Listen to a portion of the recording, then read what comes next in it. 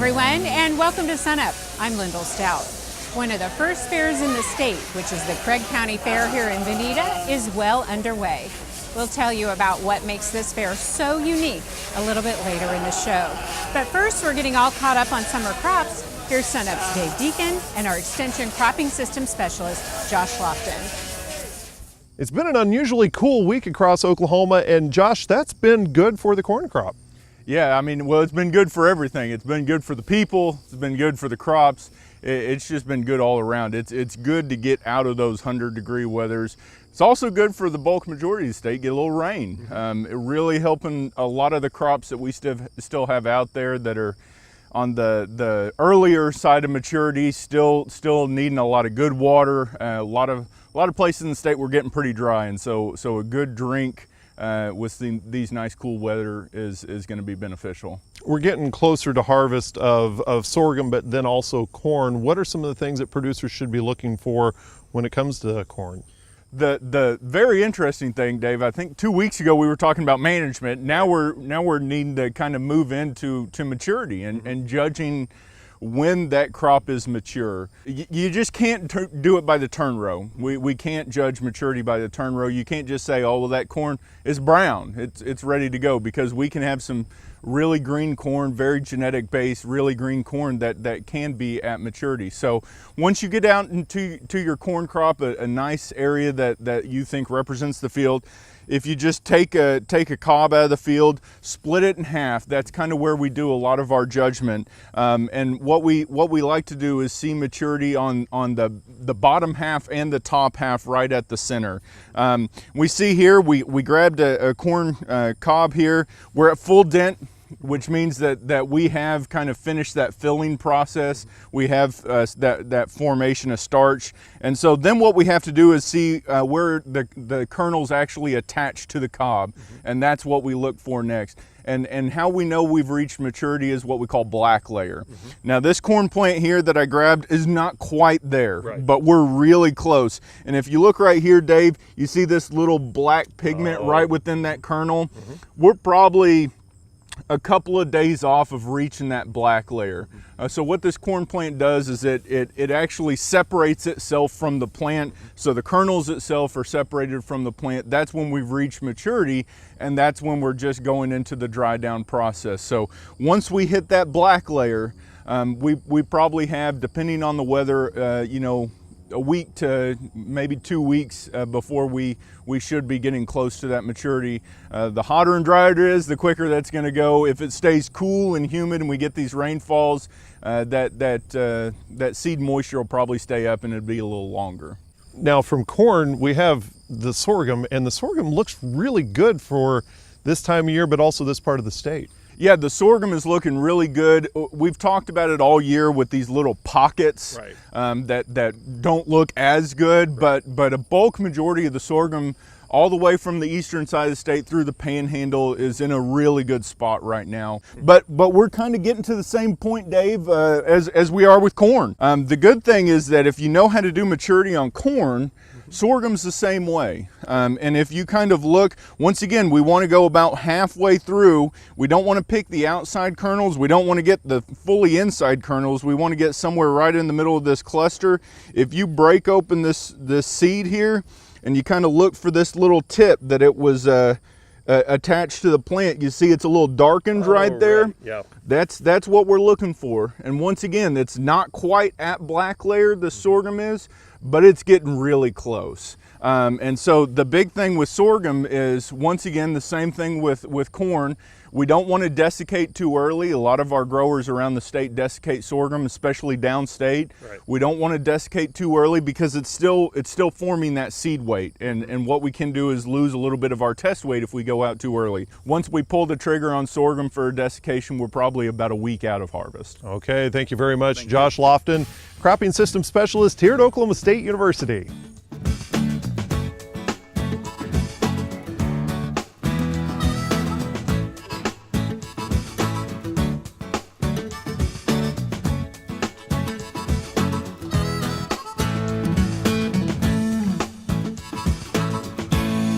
Most spring cow-calf operations will breed the replacement heifers a few days, if not a few weeks ahead of the mature cow herd. And so that means that the spring-born heifers were bred starting in April and wrapping up sometime in late June. Well, that means that it's now approaching about 60 days after the breeding season for those replacement heifers, and that's a long enough period of time that most experienced veterinarians can come out and accurately preg check those heifers to determine which ones actually got bred and which ones perhaps failed to breed and are the open heifers that we need to consider culling.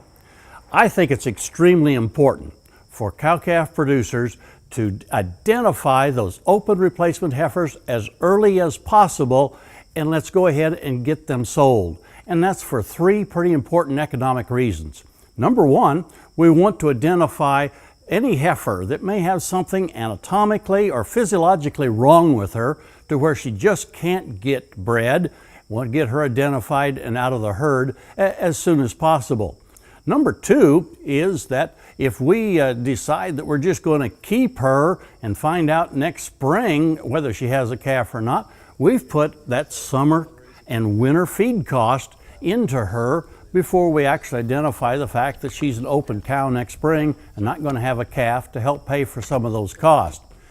Then the clinching point on this particular discussion for me is the change in value of those heifers between now, when they're still fairly young, something that's going to be, say, 16, 17 months of age when we do the pregnancy checking on them. That heifer can be culled, marketed for a really good price per pound because she's still young enough to go into the feedlot, be fed out as choice beef, and the buyers will recognize that and purchase her at a good price per pound. As opposed to if we wait until next spring to find out that she's a 2-year-old but is incapable, at least this year, of getting pregnant and having a calf, and then we decide to market her as a 2-year-old cow, then we'll have quite a little bit of loss in value. So I think it's very, very important that we take the time, schedule with your local veterinarian to get the replacement heifers pregnancy checked as soon as possible, identify the opens, let's go ahead and sell those, and that way we'll reduce some of those costs that we've just talked about. We hope that you'll tune in again next week and visit with us on Sunup's Cow-Calf Corner.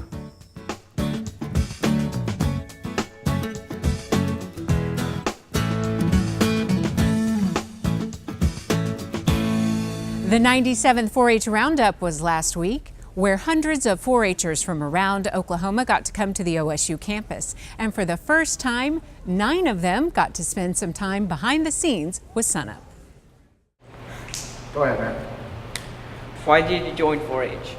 I joined 4-H because my mom was a 4-H'er before me, and my grandma and both my grandparents. So it kind of just was always around the family. What do you enjoy about 4-H? I enjoy meeting new people and getting to discover new project areas. While Ag Television is not technically classified as an official 4-H project area, a group of Oklahoma 4-H'ers got the opportunity to see how we produce stories for our weekly television show. Last week during Roundup, 9 4-H'ers went with Sunup producer-director Ed Barron and myself as we showed them the basics of building and shooting a story. Are you ready? Yeah. Okay, so why did you join 4-H? Actually, my mother talked me into joining 4-H at the beginning. She's like, oh, there's a shooting club, you want to go join?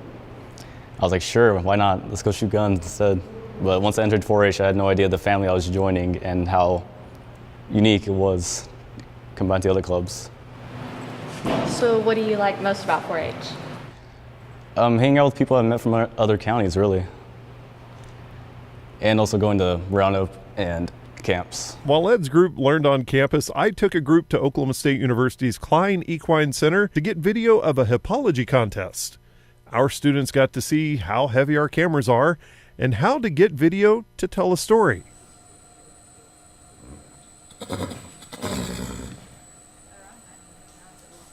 When it was all said and done, they got to learn how we shoot interviews, and they actually got to shoot one with Oklahoma State University equine specialist Chris Heine. Give me an example of what would be on like the tests that they have to take in the building. So the written test, there's questions about disease, behavior, breeds, all sorts of different things. So they're actually doing 30 multiple choice questions, and then we have slides. So then we have a visual part of the test that's also multiple choice, but we show them pictures and then we ask them a question about the picture. For more information about the Oklahoma 4-H program and how to participate in next year's roundup, visit your local county extension office or visit our website, sunup.okstate.edu.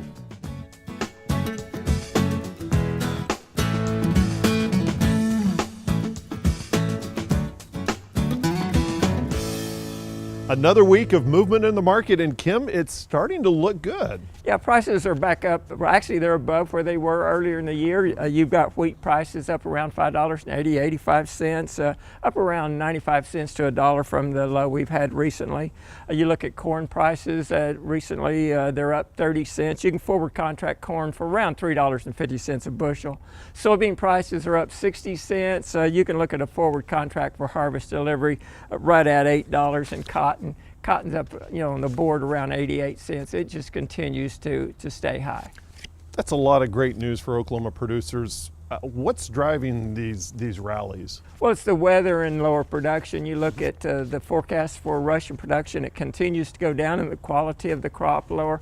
Right now, they're looking at, you had 3.1 billion last year. You're looking at 2.45 this year. Down 15 to 20%. But that's still an average crop if you look at a 5-year average. The European Union, their production's right now at 10% and going down, but it's still an average crop. Ukraine down 5%, still an average crop on the 5-year average. Now Australia's production is expected to be about the same as last year, but it's down 11% below average. So lower production around the world. You look at exports, Russian exports they're predicting it 250 million bushels less than last year. But Ukraine, 60 million of that, Canada 90 million of that, US 80 million of that, all better. And so lower exports from Russia, higher prices around the world. Over the past growing season, there was a lot of talk about protein. Are producers seeing a premium on the protein? Well, the premium is still there, but I think it's on the overall quality. You look at the spread between the spring hard red wheat and the hard red winter wheat. That spread was up $1.50. It's down now to 40 cents. But however, our strong basis has held well throughout the year. Will we continue to see prices rising?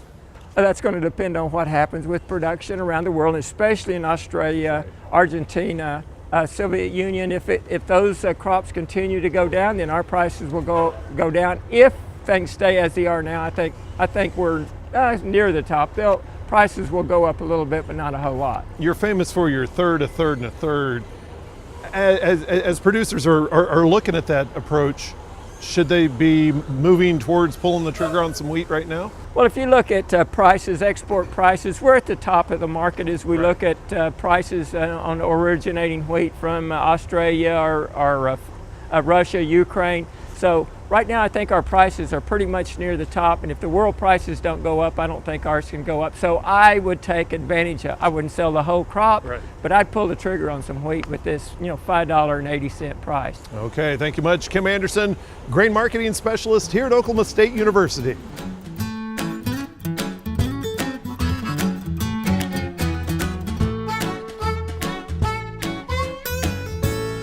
Hi, Wesley here with your weekly Mesonet weather report. I'd like to start off by thanking Al Sutherland for his years of dedication to the Oklahoma Mesonet and the Sunup program. I wish him the best as he starts his retirement. Oklahoma is now in the middle of summer when temperatures usually peak at their highest levels of the year. This week, Mother Nature gave us a reprieve with some great early fall-like temperatures. On the 1st of August, we woke up with minimum temperatures in the 50s and 60s. The Panhandle recorded the lowest temperature, where Kenton and Eva both got as low as 53 degrees. Most of the state saw some nice rainfall this week as well. The 5-day rainfall accumulation as of August 1st shows Kenton had 0.2 of an inch on the low end, and Bowlegs in Seminole County recorded the most at 4.31 inches. Now here's Gary with more on the state's rain situation. Thanks, Wes, and good morning, everyone. Well, the rainfall and the wonderful temperatures we've had over the last week have certainly done a number on the drought we've been experiencing. Now, it didn't eradicate the drought, but it certainly stopped it in its tracks in most parts of the state, and in some cases completely eliminated it. So let's get straight to the new drought monitor map and see what we have. We had a lot of red on the map last week, especially in northeast Oklahoma and then in southeast. That's that extreme drought. That's mostly been reduced to just bits and pieces here and there. We still have a large area of red, that extreme drought in far southwest Oklahoma. That is now the main core of the worst drought in the state, where drought seems to be intensifying each week as we go without further additional rainfall down in that area. July was looking pretty bad there for a while until the last week when we got those good rains. And now we have just a few areas that were below normal significantly during the month. Far southwest Oklahoma, bits of north central Oklahoma, and then of course along the Red River as previously mentioned. Now let's go out to the future and look at August. These outlooks from the Climate Prediction Center. We see increased odds of above normal temperatures across the entire state, except a little tiny corner in the far northeast. And as we look at precipitation, we see increased odds of below normal precipitation. The odds aren't greatly increased, but they are there. So that's not good news for that southern tier of the state, where we have the drought intensifying, increased odds of above normal temperatures and below normal precipitation. So Mother Nature threw us a Hail Mary last week, and now we need some more of those miraculous rains and good temperatures, and let's knock this drought clean out before we hit fall. That's it for this time. We'll see you next time on the Mesonet Weather Report.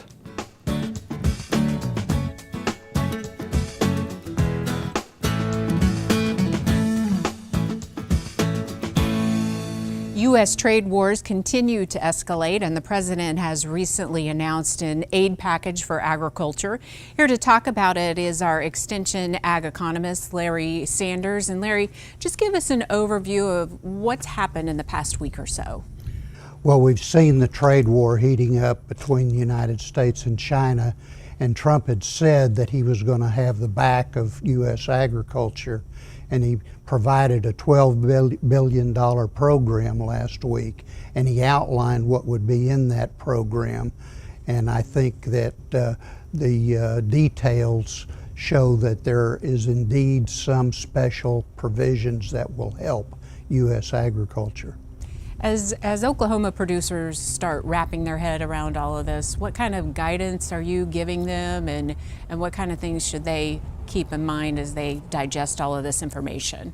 Sure. Well, there's three aspects to the program. The first one is that there will be a direct payments program. So this is being fleshed out by the Farm Service Agency, which is typically where farmers go to sign up for programs. And the FSA should have the details of this worked out by Labor Day, but generally farmers will be told to go in and sign up, and in return for sign up they'll receive a payment rate based on how much they harvest on their land, because they will have to harvest a product. So that payment rate times what they harvest on their land will result in a check that they will receive as a direct payment. So that'll be part of what the $12 billion goes to. The second part will be a funding program that will buy surplus products such as fruit, nuts, beef, dairy, etc., to be distributed to food banks and other nutrition programs that will help reduce some of the downward pressure on price for these commodities. And the third one is going to be a trade promotion program to try to help find new markets for some of these commodities worldwide. The devil is always in the details. Is it enough? $12 billion is not enough to cover what China buys from us in a given year in agricultural goods and services. We'll just have to wait and see. No doubt this part of the conversation kind of just starting. As we wait to learn more details about the package, your last kind of words of guidance for Oklahoma producers who maybe need to start getting some records organized in terms of what they may need to report to FSA? Farmers need to have a good sense of what they are sitting on their land, what they have ready to harvest, because they're going to go in sometime after Labor Day and they're going to have to report on some form what they have in the ground or what they've just harvested, what they are going to harvest, and that number is going to be used to write their checks. So they've got to have that data in hand sometime within the next month. Okay, great. Great information. Larry, keep us posted. Thanks a lot.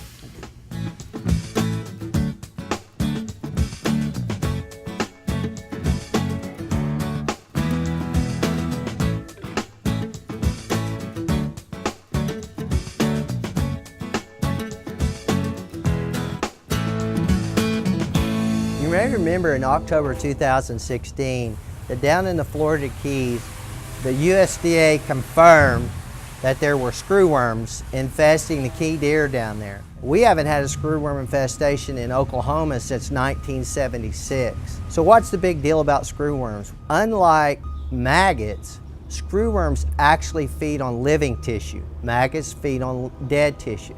So how do we get this problem under control? Well, in the 1950s, the USDA started what they refer to as the sterile insect technique. And this is based upon that the screwworm flies, the female, usually only mated once. So if we produced a sterile male that would mate with her, her eggs would not hatch. And if we did this continually over time, eventually we would eradicate the flies. Now, this process is still taking place every day at a facility down in Panama. The screwworm facility, which is run by the USDA, is a really amazing facility. I had the privilege of visiting that facility back in February. It was really amazing to see this facility. It was amazing how precise everything is done at that facility, from the diet all the way through till the end when the flies are released. It's just amazing. This facility is estimated that it's probably saving livestock producers in North America in excess of $200 million a day. If you see somebody from the USDA, we ought to really thank them for how much work they've done in this, because it saves us all a lot of time and energy when we take care of our cattle. If you would like some more information about screwworm and that facility, if you'll go to Sunup at okstate.edu.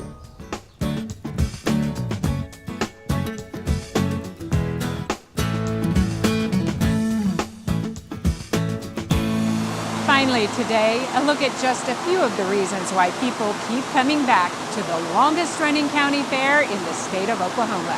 Here's Sunup's Curtis Hare. Everybody's having a great time. We've had the hog show this morning and we're getting ready to weigh in the sheep and goats this afternoon. They're doing the poultry show and it goes on all week long and the people really like that. There's 4 towns in Craig County: Welch, Blue Jacket, Ketchum, and Veneta. Get to come to the county fair and see everybody and sit around and reminisce old times, and it's a great time. The young people like it because they get to come down, see friends. School's been out all summer. Get to visit with them and joke and laugh about their livestock and have a good time together and help one another. Today, I've had to bring our goats in to weigh them in, and we have to weigh them in and shave them and get them ready for tomorrow morning. And if they don't make weight, you don't get to show it. But if it does, it does. How many years have you been coming to this fair? Well, I moved. This will be my 2nd year. Last year I showed a steer. It ain't my first time showing though, so it gets people to come around and get to do something during this year, part of the year. Like it's all a week deal, and I think most of the little kids like coming and playing on the inflatables. So I think it's pretty fun for all of us to come up here and do something. Me and my friends like to mess around and all that. What do you like about roping? I don't know what to tell you. It's really fun. What do you like about showing pigs? Well, I don't know. It's just really fun. This county fair's got a lot of history. The fair started in 1882. We're the longest running free fair in Oklahoma. History shows that it was the same thing. It was canning and showing animals and sewing and all the same things that we do today. I just get a real joy out of sewing. I'm 98. I've always entered in the fairs. Ever since I had my first children, and one boy is 65 now. In the past, you used to bring 100 items, and I'm not joking at 100. We have an award each year for the top number of entries, and Doris has been in the top 3 as long as I can remember. I get very excited. Of course, I get very nervous about it because I'm always afraid I'll fail, and I sometimes lose a little rest because I can't sleep. That's just my joy. I just love to sew. So I'm always figuring out something I can do that day, something I can make, or what I can share with somebody. And I like to make things that I can give away. This one's over, I start on the next one. I don't know what I'd do if they'd stop. That'll do it for us this week. Remember, you can find us anytime on our website and also follow us on YouTube and social media. From the Craig County Fair in Veneta, I'm Lyndall Stout. Have a great week, everyone. And remember, Oklahoma agriculture starts at sunup.